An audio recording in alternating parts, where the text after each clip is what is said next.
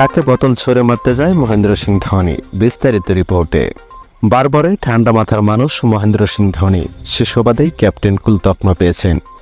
দীর্ঘ ক্রিকেট ক্যারিয়ারে খুব কম সময়ে তাকে মেজাজ হারাতে দেখা যায়, কিন্তু গতকাল মঙ্গলবার লগ্ন ম্যাচের আগে আগুন ধোনি যে মুহূর্ত ক্যামেরাবন্দি হয়ে ছড়িয়ে পড়েছে সোশ্যাল মিডিয়ায়। খেলা শেষে কিছু মিডিয়া মহেন্দ্র সিং ধোনির দিকে ক্যামেরা ধরায় হঠাৎ করে মহেন্দ্র সিং ধোনি ক্ষিপ্ত হয়ে যান। কিছু সময় পর নিজের মেজাজ কন্ট্রোল করতে না পারায় মিডিয়ার দিকে বোতল ছুঁড়ে মারতে দেখা যায় মহেন্দ্র সিং ধোনিকে। আর এই ভিডিওটি মুহূর্তের মধ্যেই ইন্টারনেটে ছড়িয়ে পড়ে।